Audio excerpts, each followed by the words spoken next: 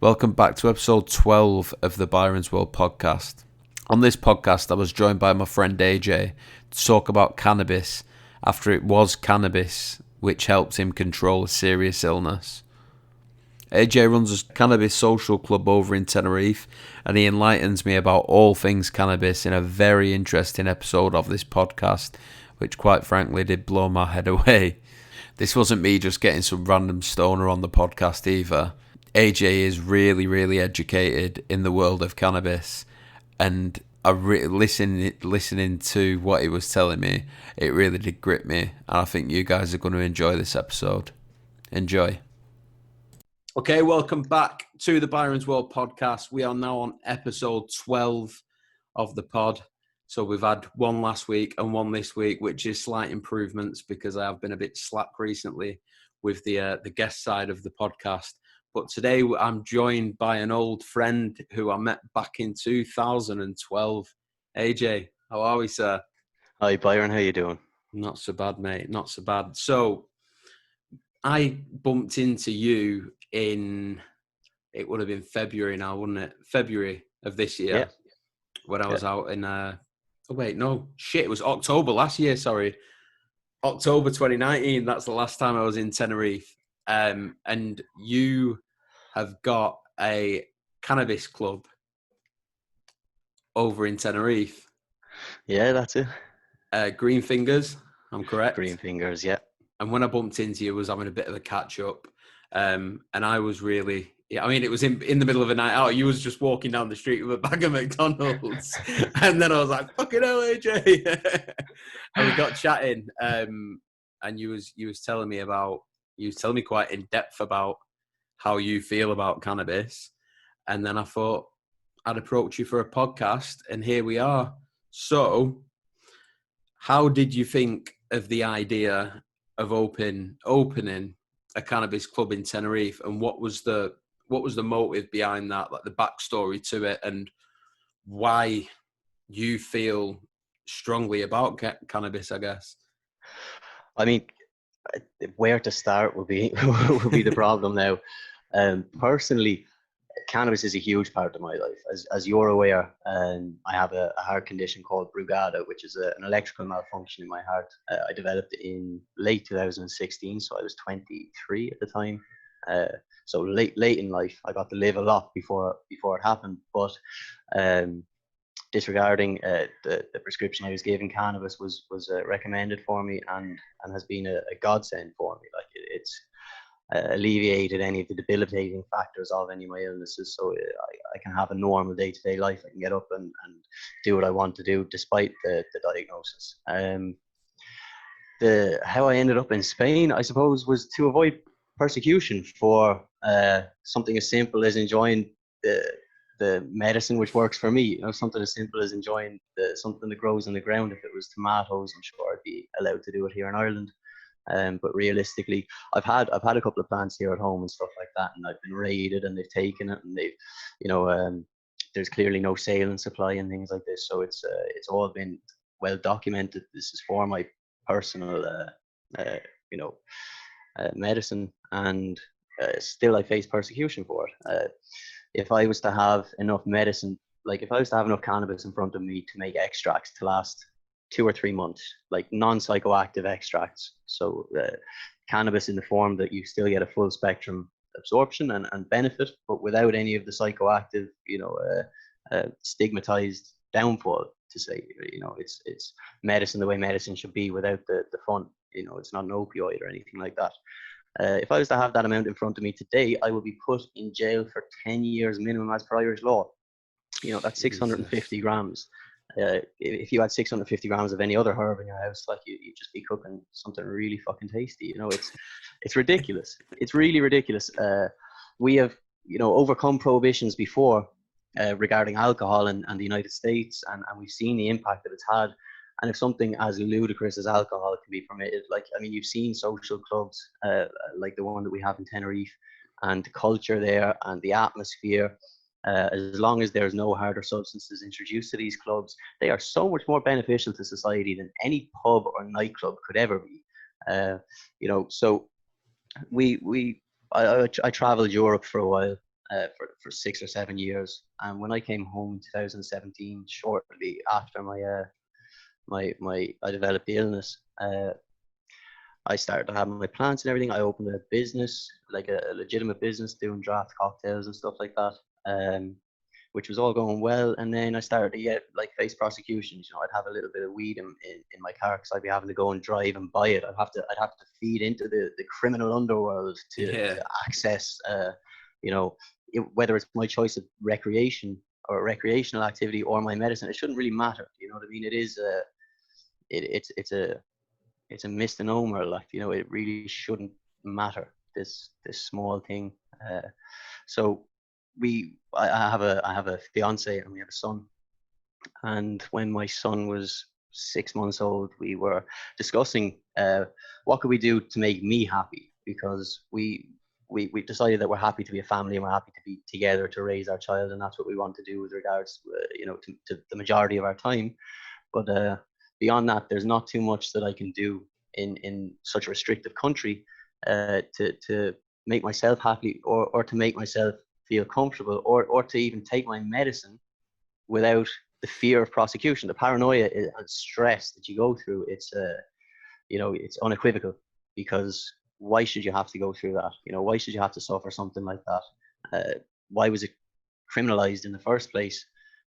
You get so many different answers. There's people who say, big pharma don't want it and all this stuff, and it's about who can benefit financially from it.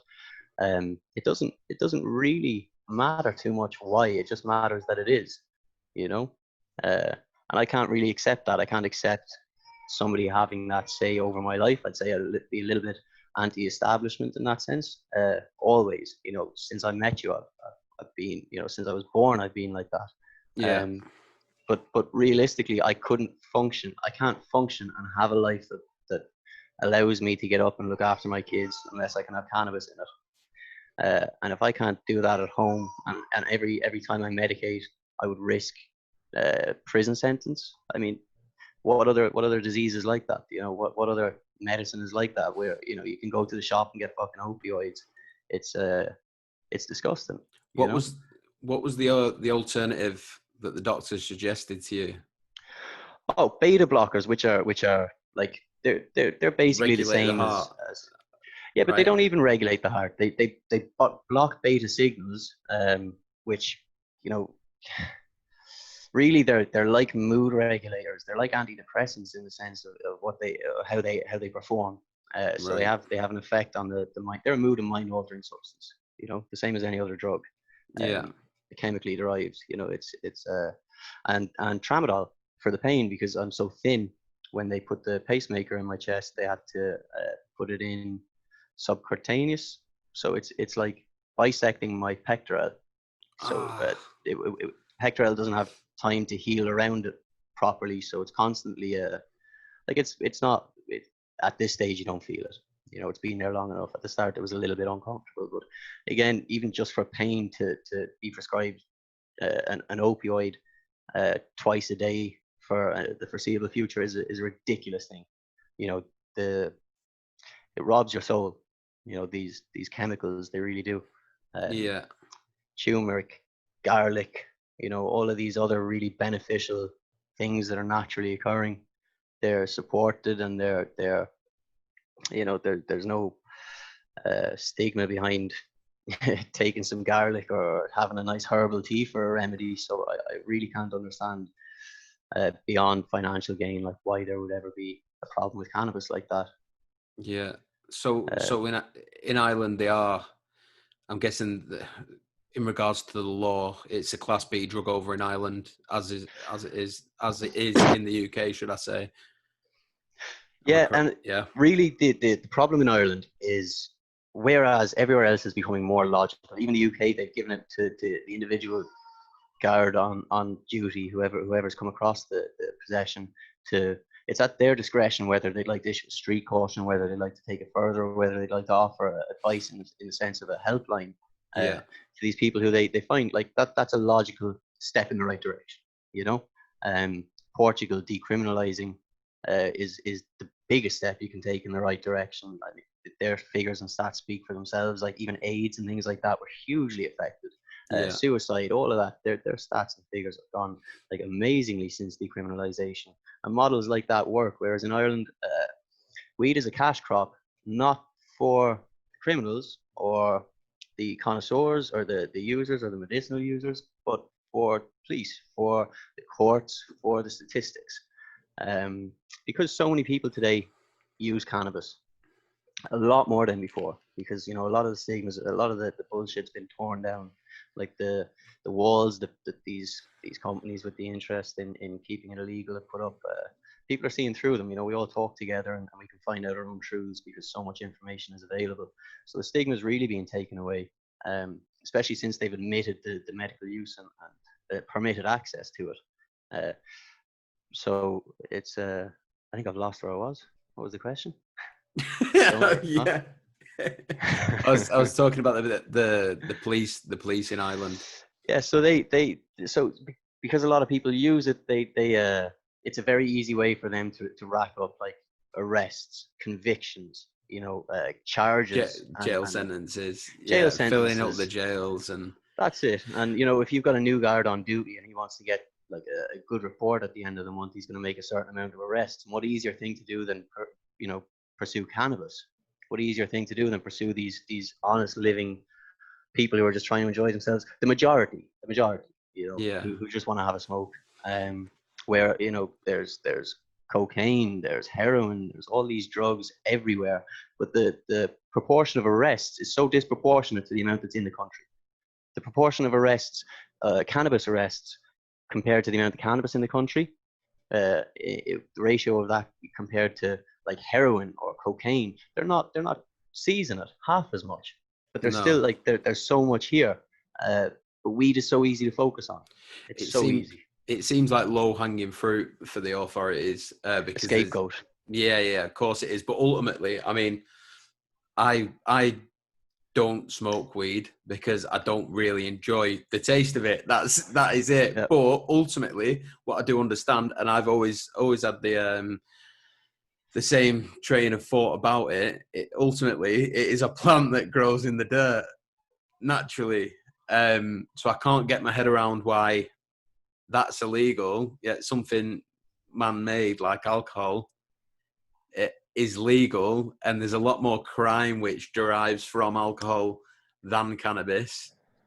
So I struggle to get my head around why cannabis is illegal. I mean, I heard something on a podcast. I think it might have been a Joe Rogan podcast a couple of years ago, and he was talking about the arrests, the statistics for the number of arrests for cannabis in America, and the amount of time some folks in America are getting just for being caught with like a 10 bag of weed. They're getting like 4, 5, 6 year jail sentences purely just to fill up the prisons over there.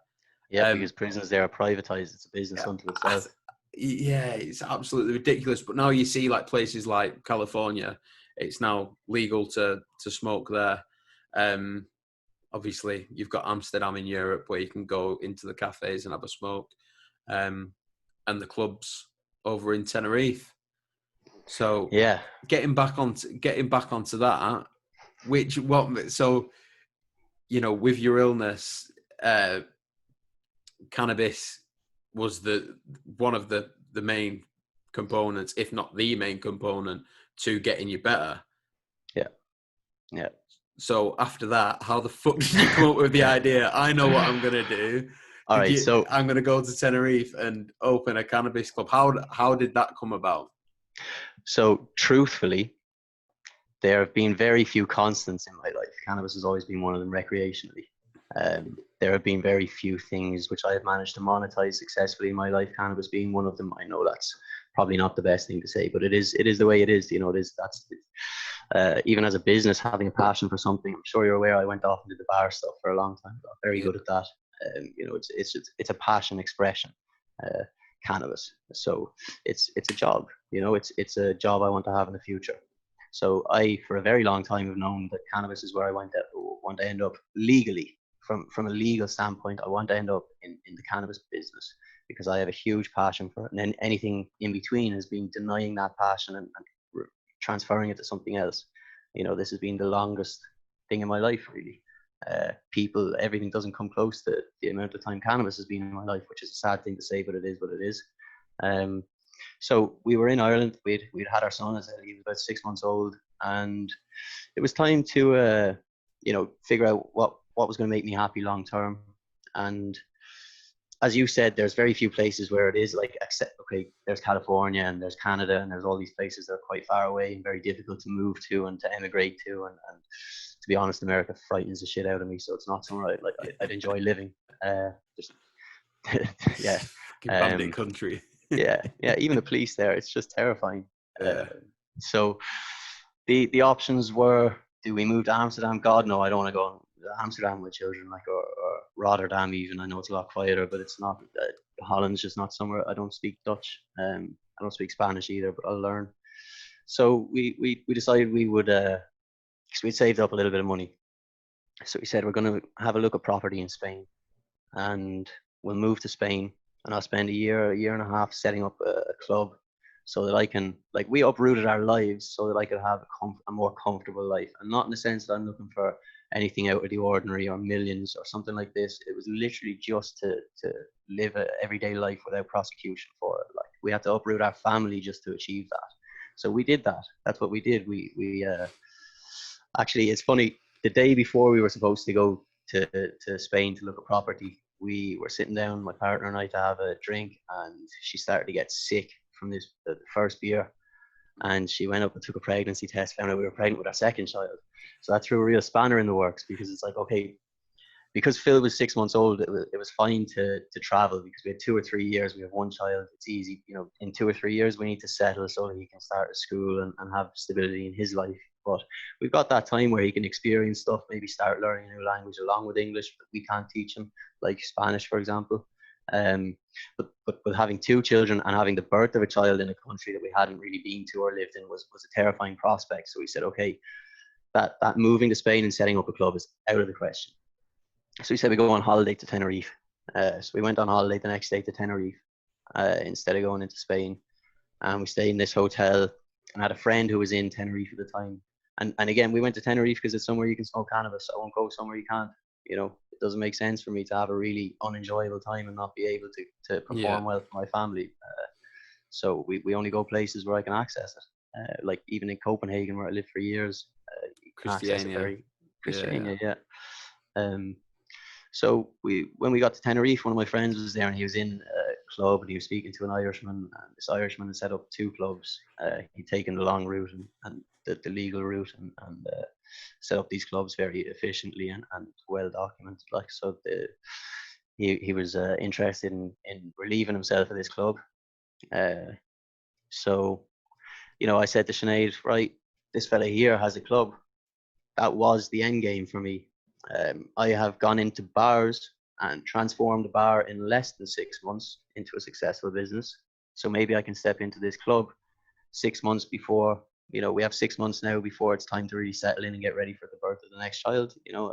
So if we've got 6 months, maybe I'll go out, I'll set up this business, and we'll come home, and I'll have access to my medication without silly costs, without, having to buy it locally or support any criminal activity, buying it off the dealer down the road. You don't know where the money's going. Buying it from or donating to the club to provide it for you, to grow it themselves. First of all, it's clean cannabis, and second of all, where the money's gone, essentially. So I took the risk. I said, okay, I'll go. I'll spend the 6 months, and I'll try and get this club into a place where it's self-sufficient, and I have the capability of enjoying the benefits of it. So that's what we did. And we came home because of lockdown, which was convenient because it was at the same time we planned to come home and nest for the birth of the next child anyway. So now we're going to go back over, start first week of July, something like that, and live there permanently. Well, for the foreseeable future. In a year or two, we'll reevaluate and see if we come back to Ireland for the kids' sake. Last time we were there, the family, everyone came to visit. So Europe and traveling and everything like that, because it's so cheap, efficient, affordable. It's not time consuming. Yeah, anyone can travel really. So it's a brilliant spot over there though in Tenerife because it's just 24/7 sunshine, isn't it? Yeah, and it's I mean, it's nearly equatorial. So Western Sahara, you've Yeah, got yeah. like really great sunshine all year round, and it's Spanish regulated, so it's a it's a nice place to be because you get the weather of being literally off the Western Sahara. Sometimes you get the Kalima, like the sandstorms with it, but most of the time, yeah, it's 12-12 all year round. So it's perfect for growing cannabis. So in terms of the club, how does it Yeah. work? Because there might be a few cannabis smokers watching this who also holiday in Tenerife who've never heard of, they've never heard of cannabis clubs over in Tenerife. They probably have, but they might not have done. I mean, there's that. What So, there's. I don't want to be plugging another one. We're meant to be plugging your shop here, but there's that one right in the middle near. oh no, plug them all. There's some really great places there. Is everyone from all the clubs all friendly over there? There's no competition. Oh, there's plenty of competition, and most of them are quite should we say, self-involved. They wouldn't be too willing to reach out, but uh, that'll change. Yeah, Stigma changes. the first one I came across, there's the Burger King on the beach walk, if you will, right near the Yeah, middle in the central, and there's that. with the big Rasta flags. Yeah. That was the Yeah, first time I seen one. And somebody came up to me and the missus, and they was like, "Oh, do you want to? I don't suppose you smoke cannabis, do you?" I said, "No, we don't, mate. I'm afraid." He said, "I was going to say if you do, then feel free to come up." He was really friendly, like, do you know what I mean? He was a nice geezer. yeah. And then I was like, "Oh shit!" And then obviously I got speaking to you that you was working out there, and you was working for a club yourself. So Greenfingers, run us through it. How do you mean? Like Like with this, regards to what? like you have to be a member to sign up, right? So say Oh I God. All right. So there's two sides to this. Like we could, cannabis clubs are different. Like what the way it works in Spain is very different to the way it works in Amsterdam. It's very different to the way it works in California. right, In Amsterdam, there's coffee shops. Like they're legal. They're a legal business, so they are a business, and they can buy and sell. Whereas in Spain, what we encounter is a cannabis club model. So basically, these club laws and everything surrounding them, it exists in this grey area of the law. So there's a lot of conflicting laws, um, so you have to tread very carefully. So on paper, the way it works is this: in order to open a cannabis social club, it has to be a legitimate social club. So it has to be for you, your tight circle of friends, people who are avid users of cannabis. So you're not to promote it because you don't want to influence anybody else to join in this, controversial activity. So there's no form of promotion allowed. It's not a business. It's a club. So it's a non-profit organization. If you have a non-profit organization, you cannot buy and sell weed. You cannot buy. You can't. You can barely pay for employees legitimately because it's all volunteer based. It's yeah, donation based. So the way it works is the members, say the 30, 50 members of this club, they donate certain funds every month to the club to provide them with either their lounge space, their cannabis, the drinks, the cleaning up, whatever, the costs that are associated with having a communal lounge, essentially. And you are allowed then to grow in that club, or the members of that club can grow collectively for that club, 2 plants per member. So they have access to their medicine. There are two plants per member. Like again, there's conflicting laws there. There's if you have 500 members that are legitimate, residents on the island, have their tax numbers and everything in place. If you have 500 members, that doesn't permit you to have 1,000 plant grow because that's ridiculous. You yeah, can't have 1,000 plant grow. That's exactly what we don't want to see. That's possibly feeding the black market, which is a huge issue and the struggle that a legitimate cannabis club faces. Is that because of these laws, they're worried about the black market. Of course, they are. They're introducing and trying to regulate something tricky. It's not an easy thing because it's been so back alley for so long that there's a huge industry built up there that it's hard to separate. It's very hard to separate, especially the people who will open the cannabis club from the people who would profit from a cannabis club. You know, there's a way you get there, you know, Yeah. especially for an outsider who's not Spanish, you know, or in a country like that. There's definitely a way you get there. But so people become a member, everybody donates, they donate their time, they have a nice time, stuff like that. You pay taxes as a club on your rent and things like this. So you still declare accounts with an accountant, uh, like to say that you've rented this space and you pay the rent and all that, so everything's legitimate. But then, you know, in reality, it's like you've been there, you know. In reality, it's a completely different thing, because that's what happens. Yeah. You know, it's open. Like, tourists go into these places. Like, tourists should not be allowed to go into these places legitimately because they don't have a Spanish residency or a tax number.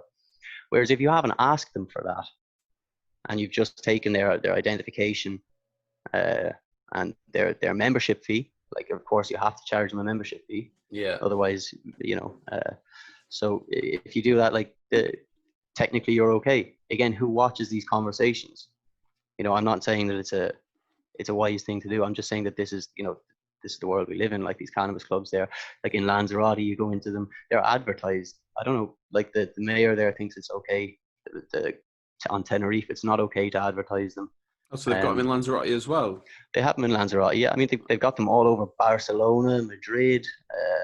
Like, they have huge, like, lounges and clubs and stuff in those cities. But then, like, there's more interesting ones, like the Cali Cave and places like that are dotted all over the coast. Um, who coincidentally is a Northern Irish fella who opened a good few years ago. Yeah. A real role model, you know. Yeah. I mean, what would the Spanish police prefer though in Tenerife, for example? Would they prefer, because everybody knows in Tenerife that the I don't really want to call them this, but the lucky men, the Mm-hmm. lucky men. Every time you walk past them in Tenerife, you want to buy some weed, Charlie? Every single one of them. But what would the Spanish police rather? Would they rather you go and buy a bag of weed off the lucky man and then go and smoke it in your hotel on your balcony, or would they rather, say, for a tourist, for example, go into a cannabis social club over there? They don't have a residency or anything, but then smoke some cannabis in a safer environment where they've not got as much chance as getting fucking shanked by the lucky man. I'm not saying they're all bad. I'm not tarring all the lucky men in Tenerife with the Oh, same brush, because I do think that a lot of them are frowned upon, and quite a good majority of them are actually half decent blokes. They're not all they're the all same. hardworking individuals. You know, Yeah, they all yeah, work hard. yeah. Of course they are. But what do you think the Spanish police would rather happen in that situation for a I think tourist? I think the problem with the approach to this is that, you know, that's applying logic to the situation. You know, Yeah, logically, you write it down on paper so that anybody can see it in plain facts. Like, logic. Of course, a club is much better than a pub. Cannabis is a much better recreational activity than taking cocaine or something more detrimental, or something that you know, really really exacerbates personalities. yeah, You know, and of course, cannabis is not for everybody, nor is alcohol, nor cigarettes, nor any of these other, you know, mood or mind altering substances that are widely accepted and socially accepted. So I think police would, of course, love to have an army of stoners standing in front of them than an army of crackheads, you know, drunks. Like, to bring it home rather than even in Tenerife, you look at the domestic abuse percentages and the rise since lockdown in Ireland due to alcohol is disgusting, disgusting. it's similar And in the UK, I think. I'm not saying that it'd be any better. Uh, like, I'm not. I can't say that all of this is because of alcohol. You know, that'd be far too wide of a statement. But a lot of it is related to it, in my opinion. Right, it throws fuel Um, to the fire. Of course it does. completely. And the people, you know, who can't go to the pub, who can't have the lifestyle that they've had, you know, the habitual drinkers, or the people who are drinking at home and not being able to express themselves or burn off that energy like they would if they were drinking out. It's a, you know, it's a recipe for disaster. Whereas, you know, like there's reports that say smokers like cannabis since the introduction of cannabis, like there's been less car crashes in Colorado. Like that's a fact, you know. Since more people have started smoking than drinking, there's been a lot less. Like it has like a large knock-on effect just having a community of smokers rather than people who take party drugs. Again, like people who smoke like frequently, they're not doing it to party. They're not doing it for socializing. Granted, it can become very habitual, and that's an issue. Anything habitual is an issue if it's in any way detrimental. There's not very many ways you could consider weed detrimental, but I consider not being of your own, uh, uh, non intoxicated, like frame of mind for the majority of the day. Like that's an issue. Yeah. If you're not yourself for the majority of the day, that's an issue. No matter what, that's escapism. No matter what, whether you're drinking caffeine all day and you're never coming down off that, or if you're exercising all day and you're never coming down off that, or playing Xbox and really losing your mind all day, like I see those two things to be quite similar. Whereas I wouldn't see it like sitting down drinking all day. It's nowhere near as detrimental in that aspect. Yeah. To societies, to thinking, to the body, to the health, to the mental health. So it's a no-brainer. Is it still? I remember at least a good few years ago now. There's still not been a fatality from No, you cannabis, can't. has there? You cannot die from cannabis. You can't. You just fall asleep. But do you know what you can die from? You can die from stuff that's sprayed into cannabis. You can die from like bad ingredients. Chemicals. So well, I mean, there's plant growth regulators. So you see a lot of these fancy weeds, and they're like really big and dense and that, and they like most of them are grown really well and under CO2 and everything. So they've naturally come to that point, or forcibly come to that point. Whereas there's a lot of growers who just use growth plant growth regulators that they're hormones that drive the plant into. They're like steroids. And these things, no matter how well you flush your plant, they remain in that plant, and they are carcinogenic once they combust and you inhale them. They're not meant to be inhaled. So, like, if you don't have a regulated market, if you don't take control of that, then you can keep saying, yeah, okay, there are a lot of these negative effects to some of the stuff, because there are people out there so fucking irresponsible and they grow bullshit weed, and they're in it for money, and they're giving out, even if the cannabis has mold on it. Again, that's a hugely irresponsible thing from a grower to do, is to sell cannabis that has mold on it. But show me one grower in an illegal state that's going to say, no, I'm not going to make my money from my crop because it's got mold on it. It's not going to happen. That's carcinogenic. That's the same as smoking cigarettes. You may as well smoke cigarettes for the, it's not good. But if you had a regulated market like in California, they have heavy metals testing. They have all of these things that they're doing to ensure that this stays true to itself. This is an unadulterated product. It's not going to end up, hopefully, GMO, or it's not like you can't fuck with it. You can't use these chemicals that are harmful. You can't make these bullshit carts that gave everybody this pneumonia like thing last year in August. That was with the vapes over in America, right? Yeah, exactly. Take control of it. Yeah, if something is as innocent, if something is as placid as cannabis, then control that market rather than ignore it. Because when you ignore it, you allow it to go wrong. You allow fools to step in, and people could end up hurt potentially, like with the vaping scandal. People had a lot of bullshit carts. People died from that. You shouldn't die. There was Dan Young as well. That's it. But it's like, again, with the alcohol, they realized we just have to lift this prohibition, because there's too much crime associated with not having it. There's too much bullshit. There's people dying from drinking just pure poison.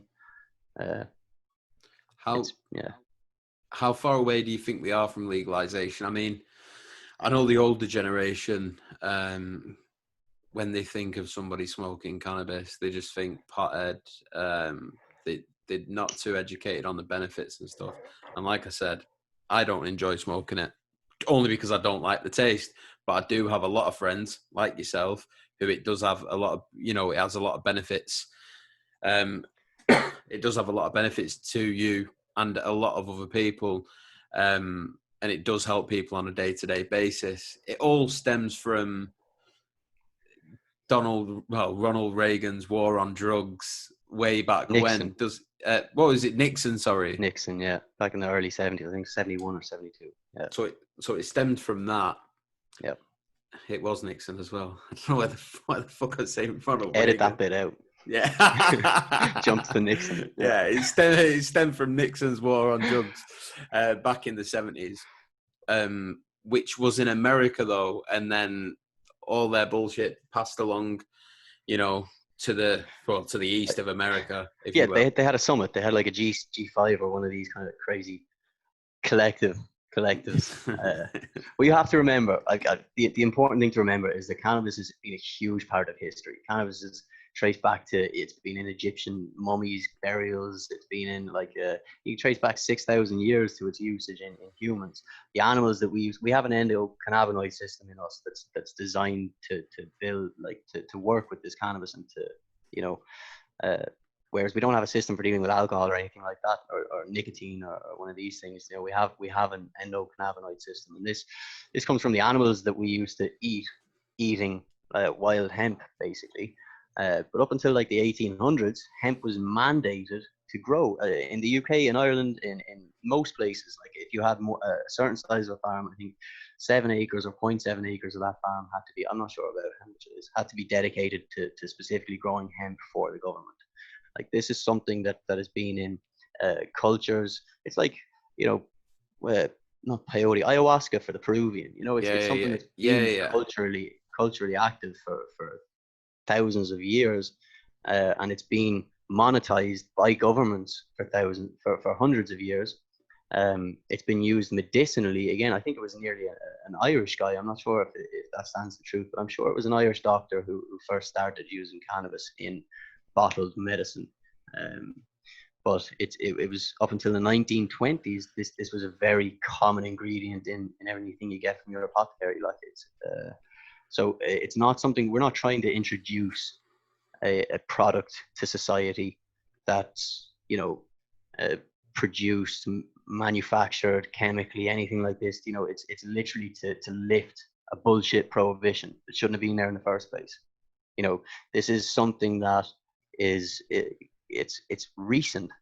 This is a recent development. This is not something that's been hundreds of years ago. Societies got to live with this. No, this is something that when you could have wormwood in alcohol, you could have cannabis in medicine. It's recent.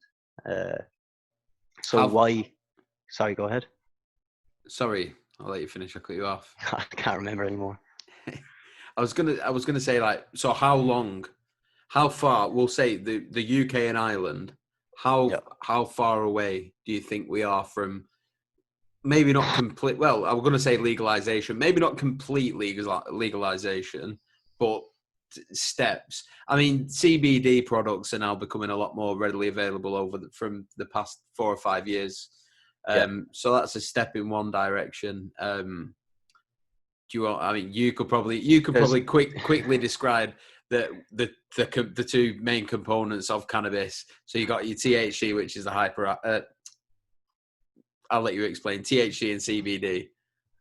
The psychoactive part is the THC, right? And then the other part is the...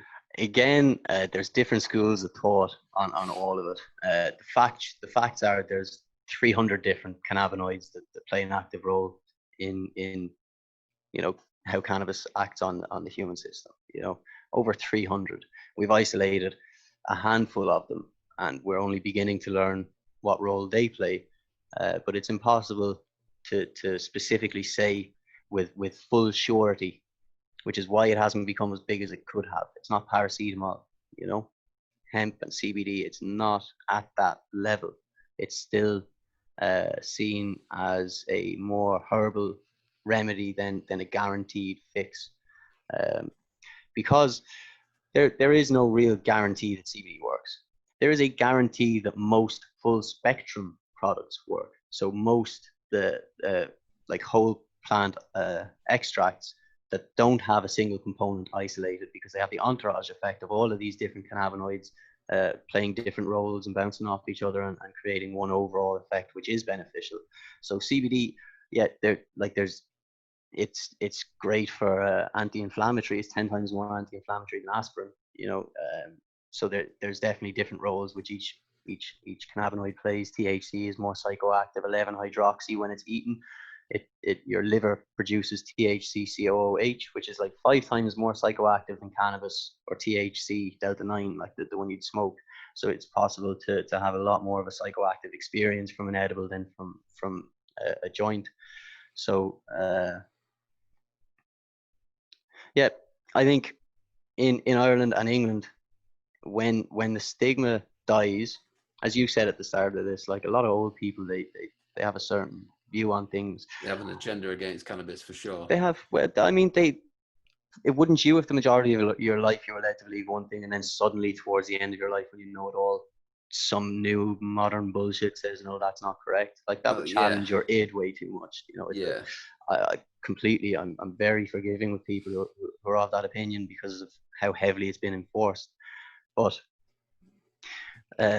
if you had inhalers, cannabis inhalers, rather than joints or vapes, and you have children like a young girl, Ava Toomey in Cork, who suffers seizures like very frequent, 100 a day, and then takes cannabis oil and she's fine. If that was an inhaler or some like already used form of taking medicine that's not like it's not even as stigmatized as a syringe, an inhaler is a common thing for a child even to take. It's acceptable. If you had a child taking cannabis in that form, that was their medicine, that was necessary, that no government can disagree with, the only thing they disagree with is which specific conditions, but they permit the same like 3 or 4 across the board. So imagine then the grandmother having to give her child that inhaler. I can guarantee you that grandmother or mother, they don't know what's in that inhaler in the first place. They just know this is inhaler, it helps with asthma. This is, the I'm going to give her this. So if that was cannabis based, if there was no stigma there, everybody would be a lot more accepting of it. CBD is doing great in the sense that this fad is breaking down a lot of the stigmas. People are accepting it a lot more. Whether a lot, I personally feel that a lot of these CBD companies are riding a hype, and they're offering dosages which in reality wouldn't have too much of an effect. And again, CBD, and CBD as an isolate isn't as I said, the most beneficial form of cannabis for you, and it doesn't mean it has to be psychoactive. So England are a lot further ahead than we are with regards to open thinking, and you have a huge guerrilla grower scene there. So it's like if everybody grows a plant, they can't really stop us. And in the UK, a lot of people are growing, a lot of people, and there's a huge community. There's a lot of big brands that have been built, seed banks. There's a lot of money. It's a big thing. So I mean, is it not Theresa May's husband who has the largest indoor grow facility in the world? And he's had it for a long time. And like the UK have been the largest medicinal exporters of cannabis for years, even though it's been illegal in the UK for years. Yeah. I'm not sure about Theresa May's husband. You might be right. You probably are right. I mean, I'm not educated on that. But yeah, that it wouldn't surprise me that we are. It is. Oh no, that's a fact. The medicinal exports, that's a fact. Yeah, and production. Yeah, it wouldn't surprise me at all.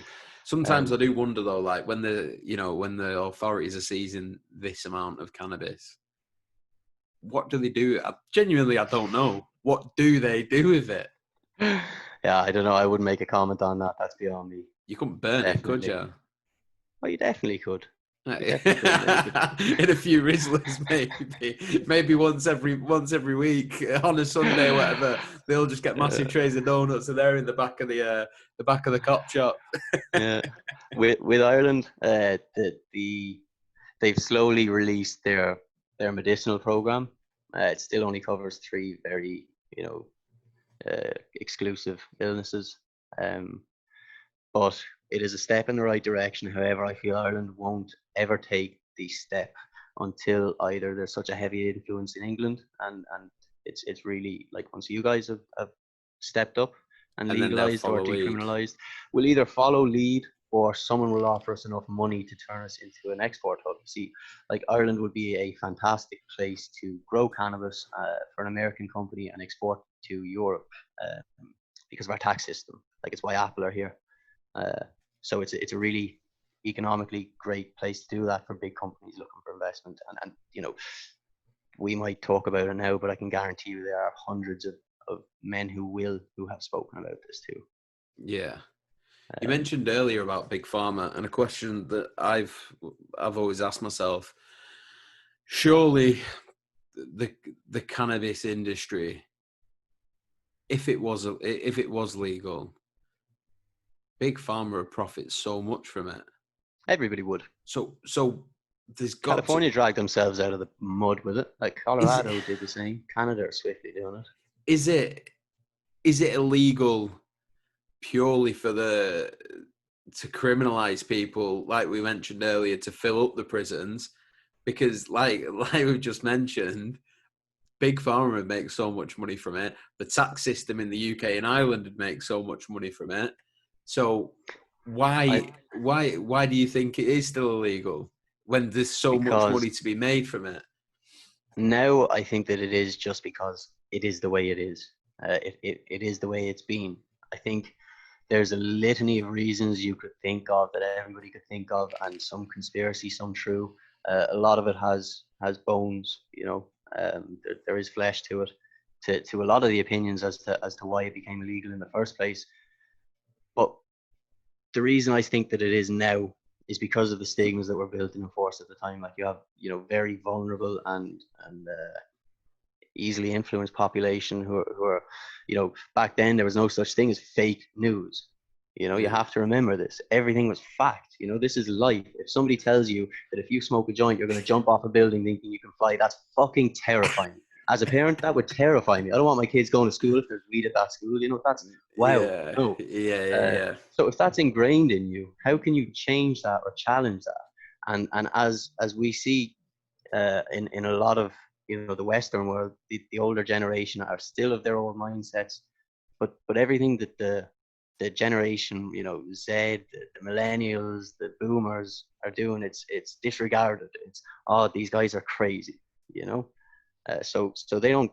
I don't feel like the older generation really accept our opinions, or, you know, there's a lot of very far left progression in quite a short time, from gay marriages to transgender rights and all of these things have cropped up very quickly. I find cannabis getting lumped in with that through the eyes of a lot of the older generation. You know, it's just another one of these left gone too far left in their opinion. You know, too much freedom. It challenges their id too much, and I don't blame them for that. But at the same time, we should probably reduce the voting age. Yeah. You know. Yeah, there's an argument for that as well. But in regards to using it, I think before it is legalized here, well, obviously it is going to be used. I think within the next 5 to 10 years, you'll see a lot more use in the health services in the UK and Ireland. You know, I think 3 years before it's legal in the UK, or at least decriminalized. You reckon?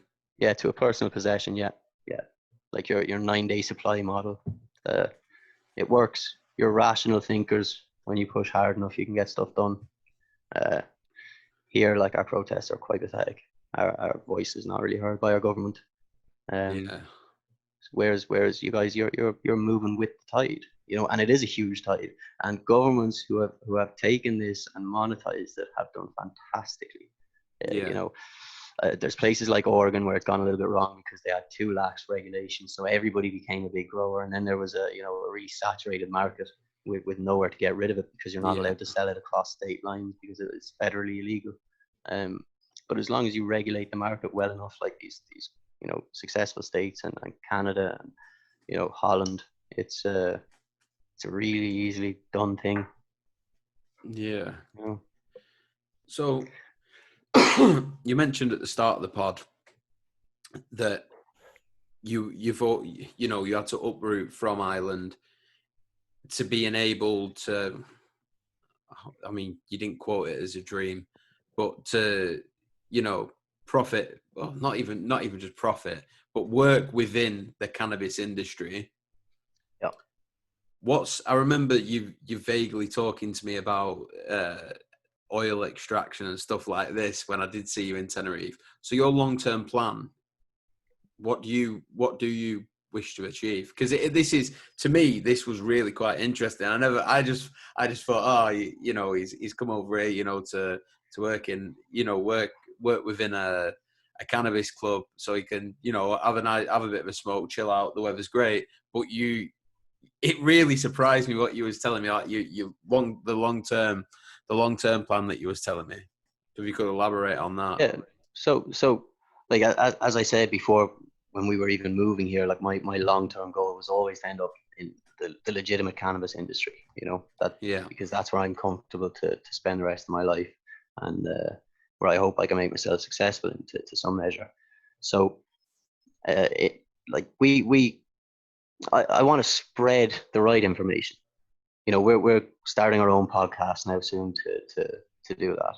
But my aim, short term, is to influence those around me. I already do it at home. Like, I mean, my partner's parents hated cannabis, and now they're perfectly, A lot more like, understanding. yeah, we're trying it on one of the grandparents. So it's a complete switch around. And when you speak logically to people, they're and rationally, rather than fear mongering or disinformation, there's very few points against it. So most people convert if they're not diehard in their thoughts. So long term, I really want to be breeding. So when I used to do the drinks, I used to love mixing cocktails, making cocktails, writing menus and stuff like that. And it's like a form of alchemy. It's a form of expressing my passion and myself through. At the time, it was alcohol. It was a flavor.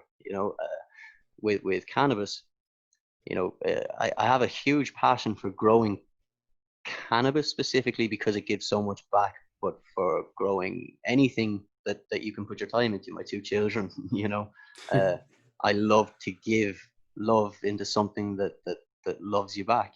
Yeah. So I want to be able to grow.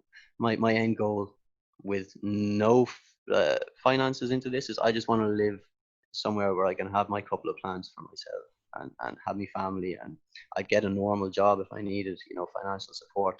Hopefully I'd be allowed to grow just enough to provide, sell it back to the government, so they can regulate how much you grow.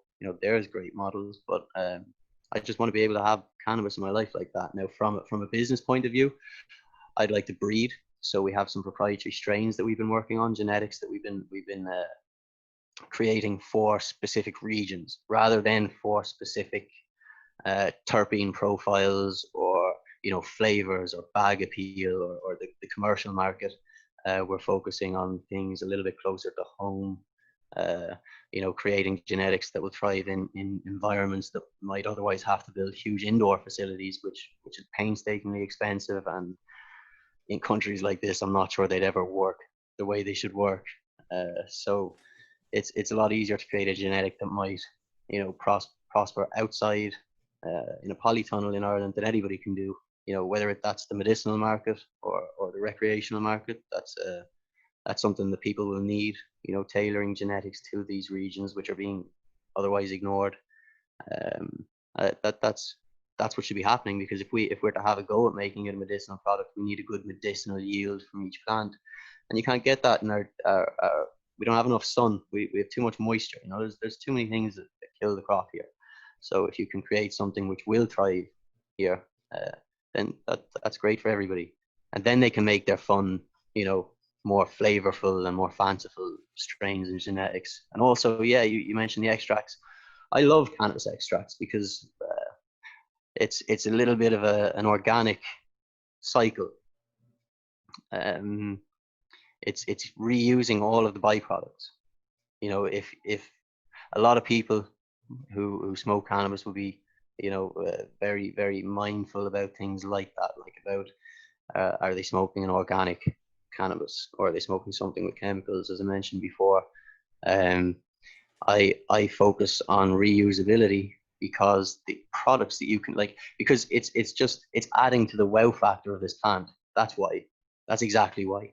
Like, we can make so much from it, and even if you're trying to create a big plant with lots of nice big buds on it, all these little small buds, you can take these and you can process these in a very, like, there's so many different ways you can do it to create a medicinal product.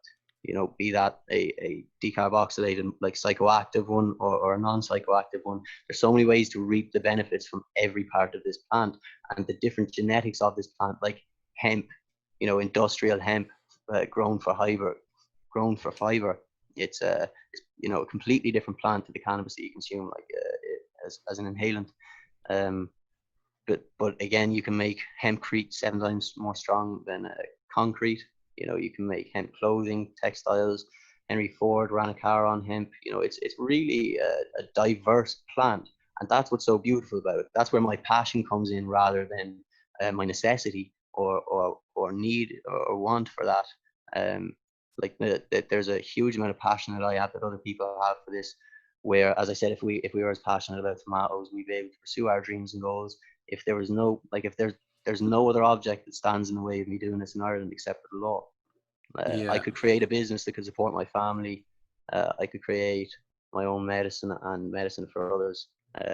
Only for the law says I can't. And I'm not saying that any drug dealer could do that. I don't think it's the same conversation we're having. You mentioned there about organic and non-organic cannabis. I'm Yeah. guessing pretty much everything what's grown in the UK, for example, is all going to be, and in the UK and Ireland, that's going to be non-organics. It's all going to be sprayed with all kinds of shit. No. Or sorry, should I say, it'd be easier to grow more organic cannabis in places like Tenerife and in California because of the climate. All right in saying I that. guess, okay, it's definitely very easy to grow outdoor cannabis in Tenerife. You have the perfect lighting conditions, the perfect temperatures, the change in temperature between day and night, the humidity levels, everything's pretty fucking spot on outside there, and the sun's very strong. But, like, you'd be surprised how far the cannabis industry's come, even in the dark. Even in the dark, consumers and growers have had to be pushed past these chemicals. Most people are growing organic, and if they're not organic, they have a heavy flush. A flush is in the last stages of your growth. You feed the plant only water to really rinse out any of these excess nutrients, and so that it can only have the water remaining in the veins, basically, when you chop it down. So, like, you can flush out the inorganic nutrients that are given, but the majority of brands, even brands, actually, the fantastic, any illegal grower is still going to have to buy branded goods to feed their plants, to grow their plants. So brands are, any of the successful ones are organic, especially because the market demands it. It's like veganism. You demand a certain quality of product. I don't want this cooked on the same thing as something else was cooked that could be a cross contaminant. It's the same thing. Where a lot of people who smoke cannabis now are very mindful. However, maybe not actively, but because there's enough of a concern about it, most growers are growing the organics. And then Yeah. you have the foul ones, who are the more criminal, less passionate, more money minded individuals who they just want to get the biggest and the fastest, and there's ways to do that that are very unhealthy. Are you even getting them kind of people out in Tenerife as well? Yes and no. Again, they don't succeed, because the market in Tenerife is awake. That's not Ireland or England we're talking about. In Ireland or England, again, when you're buying your cannabis, it's more situational. You don't get to ask what's in it. You don't get to ask what type it is. It is just, this is this is this has this name, it's this price, and that's it. It could be anything. Which for me is a problem, because I can't smoke sativa strains, because they, and a lot of them contain limonene. So sativas and limonene are bad for my heart. Limonene widens your blood vessels. You can find that in citrus fruits as well, so they perform the same. And yeah, sativas, they make your heart beat faster. It's a more exhilarating effect. Whereas indica strains, perfect for me. Hybrids, perfect for me. They regulate this irregular heart that's an issue. Yeah. Another question I was going to ask, which I've Fire always ahead. wondered in the weed world, so to speak. Go Who on. comes up with the names of these different these different these different smokes. California Kush, California Someone a Haze. lot more whimsical than me, anyway. They should make a really shit name for one, like Rochdale Blue. There's ones with piss in the name and stuff like that. There's some really creative ones out there. That just don't sound appetizing. In No, your club, do you yeah, name them? no, like yes, sometimes we have to, because sometimes the grower doesn't know what they've grown. So we have to try and name that to as close as we can relate it to something from our experience with adequate research put in as well. So we'll also look online, not at fucking Leafly or unreputable sources, but we will do our research the way we do it to find out what is most similar to the effect, the bud formation, the smell, the actual profile of the plant, and we'll try and name it something similar to that so that people understand what they're going to get when they get that. But most of the time it's named, the grower tells you this is what it is, and that's what it is. And you just sell it as such, or you don't, you provide it as such for your members, You ever have many higher profile people coming into your club? Yeah, we had a big Narsty and Ja Hoover in not so long ago, like a couple of months ago. I think Narsty's been in a couple of times. He's opening his own club there. Oh, is he really? Yeah.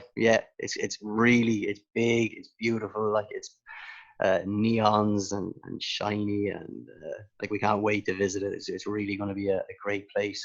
But they do the Loud in the Reef as well, so they do a big music festival there. So they're really trying to promote the music on the island, and of course the social club aspect doesn't hurt. But he's going to start bringing some bigger artists over to the island to start performing. And how was he as a fella? He seems like a funny bloke.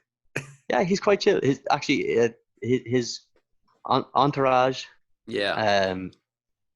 They're some really personable guys. They're really great characters, both of them. I think one's his manager and one's I'm not sure, but they're really great. Like, and he's funny. Like, of course, he's a huge personality. Yeah. And there's no animosity between most of the owners of the clubs or anything like that. It's everything's sweet. There's a reason. It's cannabis. Yeah. There's no war. There's no need for it. Yeah. No, that's so, good to hear, man. So I don't think they'd be strangers. We have a very chill vibe in our club. It does attract people, because it's something different from the higher profile clubs. Yeah. It's a lot more low key. You mentioned earlier as well, and we spoke about this a couple of days ago. You are starting your own podcast, or as you've called it, podcast. The podcast, yeah, Blunt Points. Blunt Points. I do like the name of that. Are you going to have that going when you're back in Tenerife? Yeah. So it's going to be actually, it's going to be club based. Sorry, so to speak. Well, I think we're going to have to do it from the club because it's the easiest venue to set up a little station for doing it in. But I don't want to be club based. I'd rather it be information based. So rather than my club, just the information that we have to provide, because we have that club. So as I said, we do a lot of processing. So we process the cannabis plant in many different ways. Like we've got a 4 gram rosin press, which is just a fancy heat and pressure method of extracting cannabis, which yields very different results the way you do it.